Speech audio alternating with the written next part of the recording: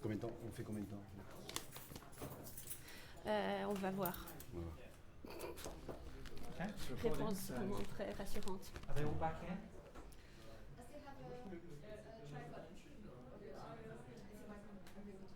Yeah, it's going to be difficult to keep the room silent with people go in and out. Are they going? No, they just come. We c- Where are they? Mo's eating or he's bringing food. Should we leave the door open? Yeah, why not? As long as you're reasonably close, it's fine. Yeah. Okay, have fun. Thanks, Tim. Does everybody have the question rep ready? Like everybody's in agreement over who's going to ask the question. El patron. C'est toi? Okay, so Alejandra and Lucas, you're going first, and Adeline? I know your name, I just thinking of the questions. It doesn't really matter. Like, we can always edit it later if it doesn't make sense. Mo, we'll just go like this, I think. And then like that. Should be ready to switch. And There's gonna be a lot of blanks in the we'll edit it later. Yeah, That's fine. Yeah. I'm just going to introduce. And basically, you want to sit here quite close to the microphone, so you know you're that we hear you in the audio recording. It should be fine. Right? Any questions before we begin? No, guys, just smile for the camera. Cheese. Nice. I'll take your photo later. Except you're not going to be in the. You're also asking a question. All right. Just 2 questions, not 3. All right. Attends. So try and be as quiet as possible, just for the audio. Okay. Hi and welcome. Excuse me. Sorry. You ready? Non, attends, parce qu'il est tombé. Je sais comment faire. Je sais pas du tout comment faire. Ouais, je me dis que c'est un peu comme ça, et puis après comme ça. Et attends, il faut que je fasse. Ouais. Ça marche? Je pense que c'est bon. Dingue, c'est bon. Ouais. C'est bon. Non, mais c'est bon, je crois. Ça va comme ça? Ouais. Sinon on le remonte un tout petit peu. Ça va comme ça? Ouais, c'est bon. Je vois rien, mais On c'est peut bon. forcer le trait. Ouais. Hi, and welcome to the Webster University Geneva podcast. I'm Juliana Sandholm-Bark. Just over a year ago, I launched Meet the Artist, a public lecture series, an event where visual artists are invited to talk about their work and their creative process. Lectures are free, and everyone is welcome to attend. No advance registration is necessary. To learn more about our program of lectures, please visit the link wcci.webster.ch/events/meet_the_artist. Today we have a very special event as we are recording this podcast live together with our audience made up of students from Current Art, the class I'm teaching this term, at Webster campus, where Pierre Bessuges has just delivered his lecture. Pierre, we've got loads of questions for you. Are you ready? Yes, I am. So I'll get us started with the first question.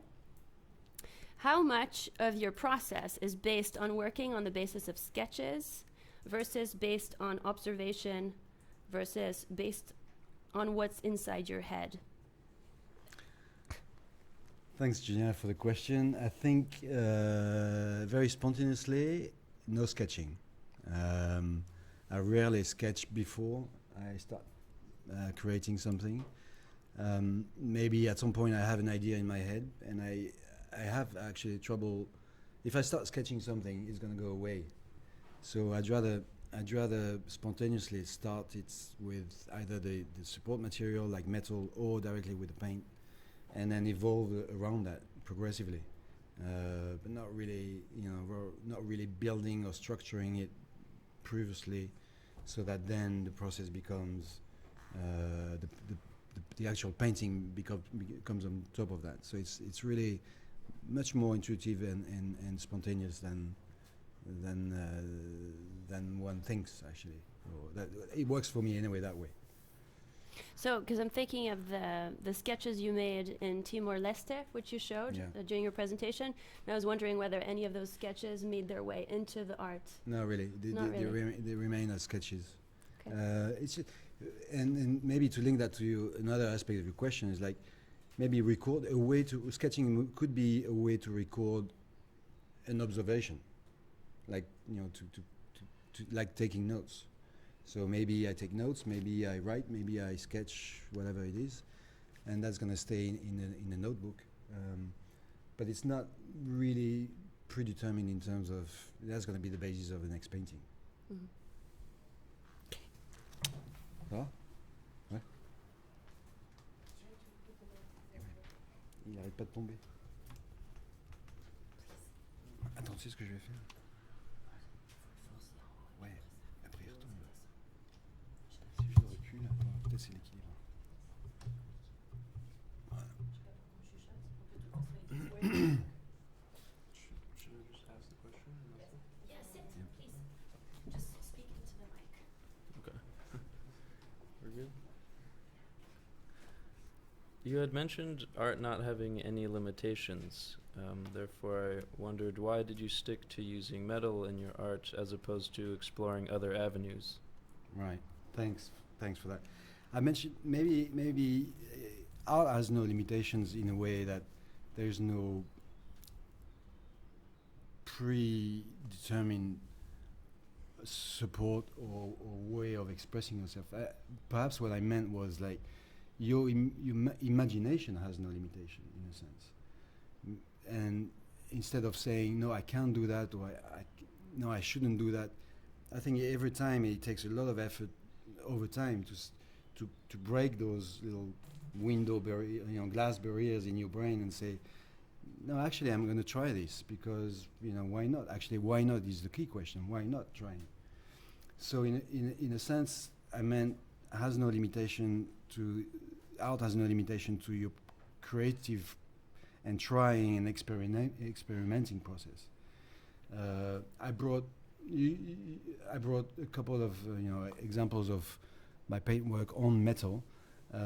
It's true that now at the moment, or since a couple of years ago, I like to explore metal, but I don't limit myself to that either, because I still work on wood, I still paint on canvas, I still imagine other means and supports to support my creation. But it's metal, I still find it very interesting in terms of the rusting process and what it gives you back, and also all the physical aspect to working the metal beforehand and even afterwards. So in other terms, I like welding, I like cutting metal, I like bending metal. That's where working with your hands comes very handy, in a way, because it's very complementary to brain and hands work together in a sense. But there's no limitation. The why not? I think it's always in all processes. I mean, even before I try myself at arting or doing some art, is trying the last mile all the time. Is always about pushing it to the next limit, pushing it to the next limit. Trying the last mile is the mile perhaps that's going to make a difference. While stopping, maybe you step back and you look at what you realized and say, oh yeah, that's not too bad, but maybe adding something else to it as running the last mile, maybe that's what's going to make the difference, at least to yourself. And you pushed your creativity or your creation process a little bit further each time.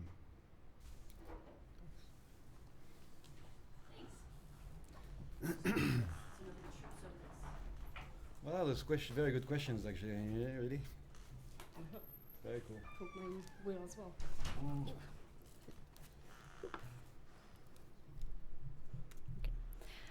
Hello.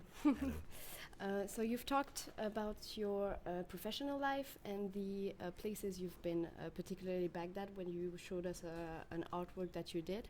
I was wondering if there is an experience in your professional life that influenced your artwork the most. Sorry, influenced? That influenced your artwork the most. Right. Thanks. It's fun. It's a very interesting question for me, because I keep thinking about that from time to time, and quite a lot actually. Is that how come art came to me in a sense, and rather than me purposely searching for painting or doing this. There's probably been, as I showed before, we discussed before, there's probably been a lot of secret sedimentation, as I said, over all the sceneries and all the scenes and all the people I met and crises I faced. And so this sort of secret sedimentation, now coming out, gradually in terms of creation, has been totally unknown to me or unconscious to me. What I know is for the past 20, 25 years, I've always kept an eye to, or been very sensitive to the way people survive, the way people express, smile despite their distress, express themselves with very colorful clothing or colorful furniture, colorful houses, despite the flooding, despite the earthquake, despite whatever happens to them, and this contrast, this sort of ultimate contrast between a smile and a cry, or a smile and or a teardrop and a raindrop when it falls down to you. I think that has always created this crack of interest in me in looking for ways of expression for me in not necessarily being called art, but it's a form of it's an art of living in a way. Through art you live, through art you survive, through art you express colors and joy and survival, as I said. So one of the first countries I've been stricken by that is Haiti, for instance. As I mentioned earlier, I mean, it's quite well known that, for instance, I can tell you the story between the two countries I worked quite a lot is Haiti and Timor-Leste, so East Timor. Haiti has been independent country for over 200 years, free from slavery, independent, etc., and fought a lot for its own people and country. And in 200 years, Haiti has been more hit by earthquakes and cyclones and typhoons in the Caribbean than a lot of other countries. And the economic situation is very dear. It's actually half of an island. Same thing with East Timor. It's exposed to a lot of traffic, so it's like a platform for a lot of trafficking of all sorts. And I've always found very, very striking the fact that they can paint on anything they have, or they can create a lot of beautiful things with metal in particular, and add very vivid colors. So that contrast to me was very interesting, because this, in 200 years of independence of Haiti, you have a very, very living form of art life and creation, as opposed to East Timor. East Timor was under Portuguese colonization for 400 years.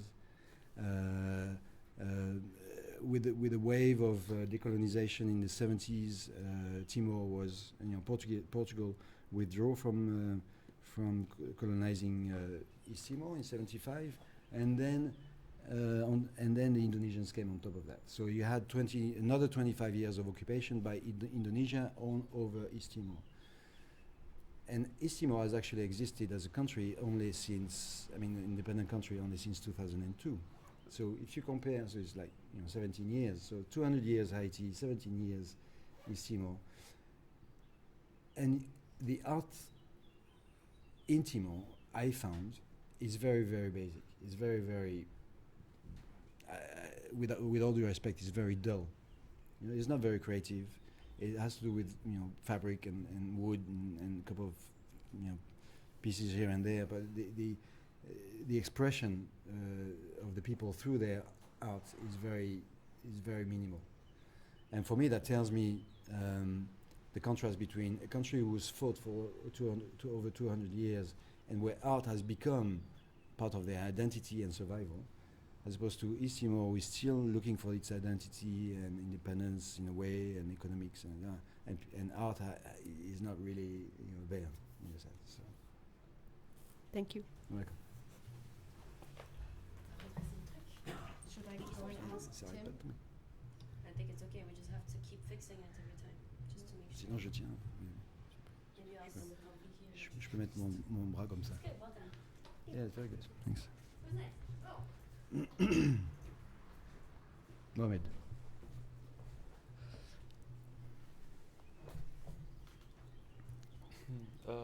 So you spoke about politics a lot. You said you worked with politics a lot, but your paintings are very abstract or not related to politics. So do you mind explaining? Yeah, if I can. Thanks for the question. I think it's interesting because politics can be very abstract as well, at times. But politics is just another aspect of life. I think when you have to decide for policies, public policies, especially when it comes to having a development strategy or humanitarian response strategy, it has to integrate a government policy, for instance, in health, in every sector. And whether it's in the case of emergencies or in the case of more long-term development. I wouldn't. So in a way, it influenced me a lot, as much as nature, as much as people themselves, as much. It's another element of the context you're in.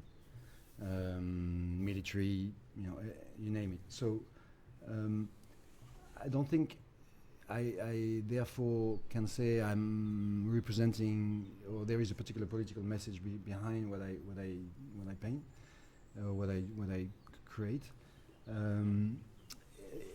It's interesting though to see how people or others, when they look at the painting, when they look at the art piece, have actually, like yourself, you one of the aspects of what we discussed before was politics. And yet you say you don't see any particular political aspects in the painting, but still people find what they want to find actually in the painting. And you can the beauty of it is that you can say it is something to you. Someone else will say it looks like something to me, or it speaks to me differently. It's not calculated from on my side, but I think the politics of the creation is actually gives the freedom to have different interpretations to the work I propose. Okay, thank you. Ouais, merci.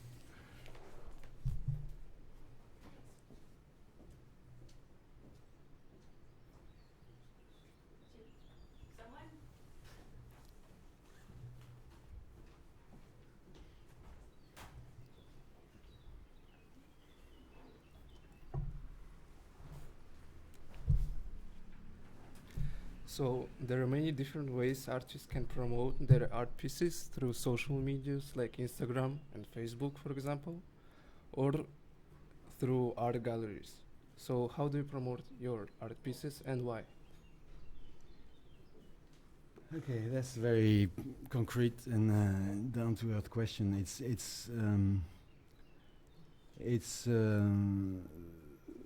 difficult. I think I don't know how I promote. I mean, I don't know about the word promoting even. I would say that I could continue to create for decades, for years anyway at least, and have all what I create stuck in my workshop or garage or warehouse. There would still be a creation process. I would still create something, and I would still express myself.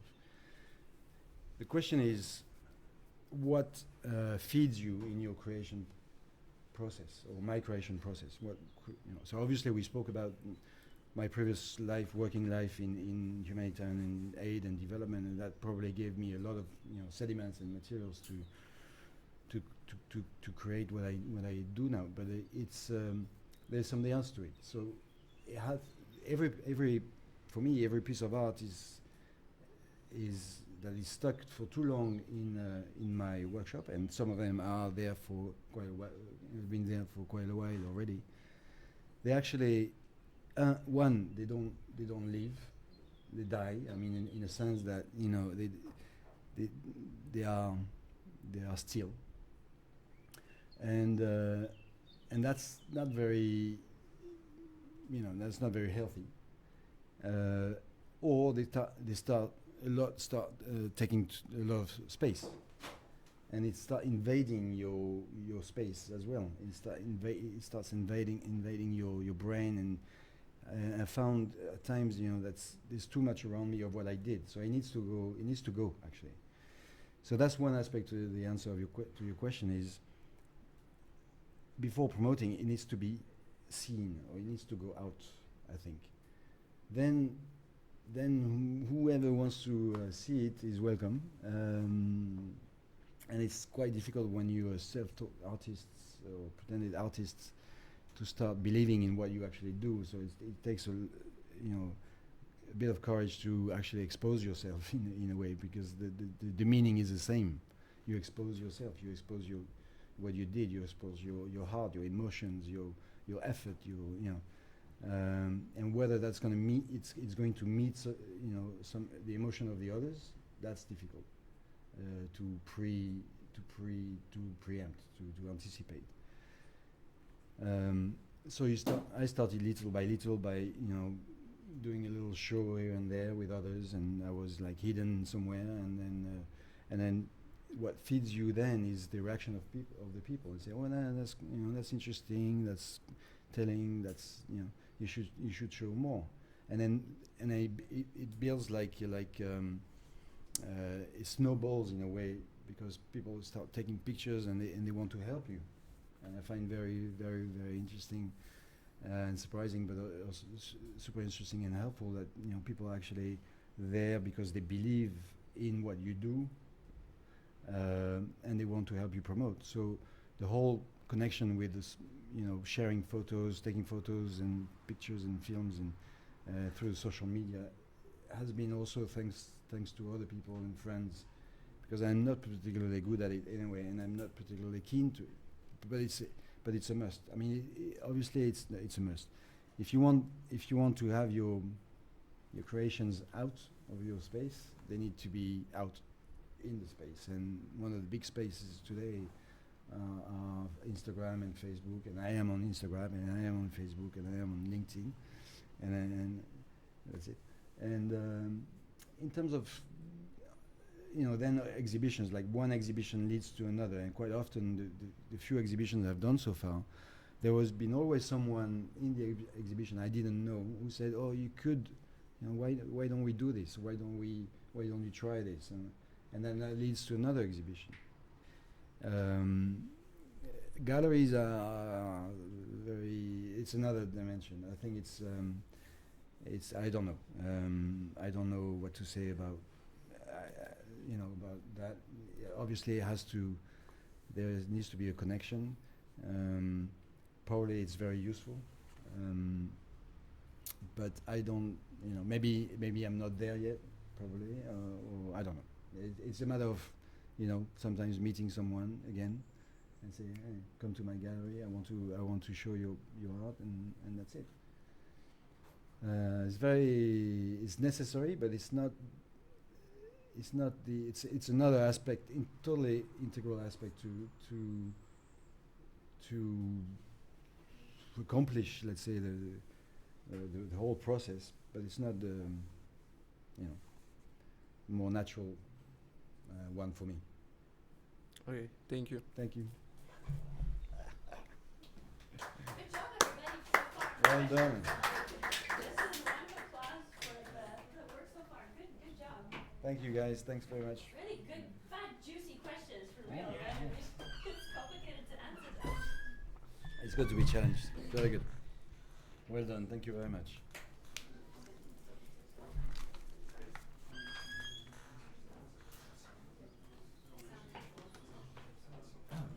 C'est pas fini.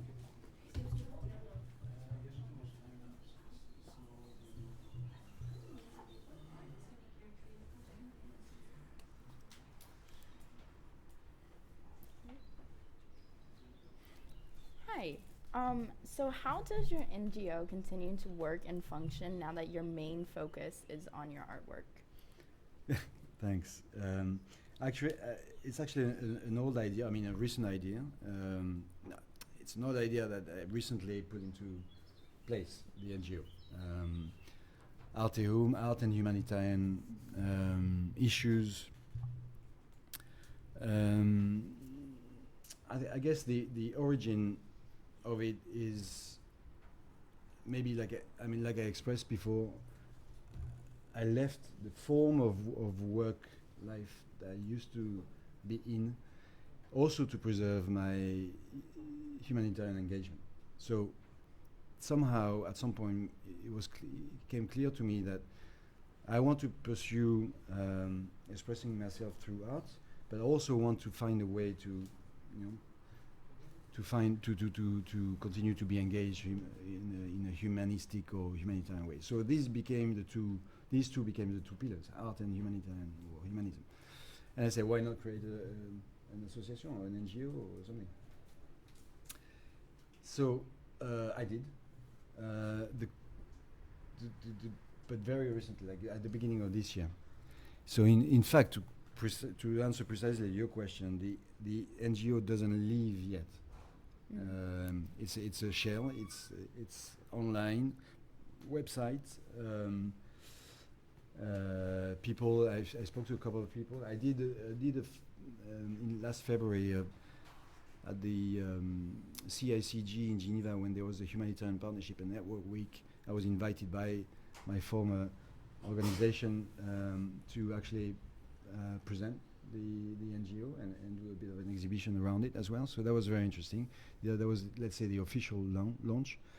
But it is a challenge for me now to make it live, actually. Not that there is no project or idea. It's just like it takes time, it takes people. I cannot do everything on my own.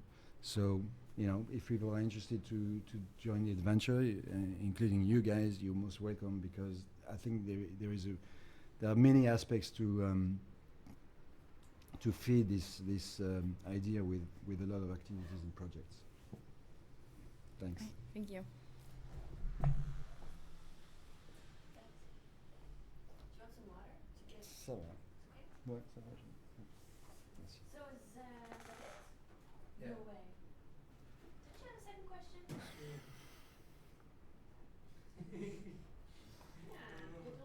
No? It's warm and No random questions like you had the book one?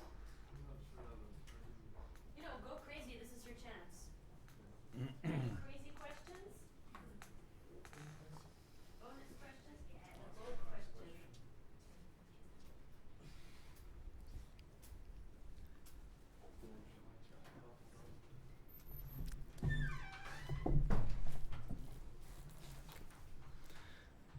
When showing us your artwork with the metal boats, you mentioned that it made you think of the balance of justice, and it made me wonder if you had thought about doing any type of work to represent that in a different way, the balance of justice. thanks for not really. I think that I'm still actually quite focused on boats more than representing justice in through that form of creation. But it's actually I did another piece which I actually called Justice, which is also made of pieces of metal put together on a metal frame, and yeah, it's very good. What I haven't done yet, really, in my process, is to think ahead. It's a bit like the first question about sketching before painting. Your question, I think, Juliana, was. I'm still at the stage, and maybe I will be for a long time. But obviously, I recognize the need to structure it, or maybe a little bit more. But I'm still at a very, very intuitive and spontaneous stage, as I said. So I don't force myself purposely to think too much before doing something. But it's without, it doesn't mean that starting to work on on issues like justice, issues like, you know, when we link it to humanistic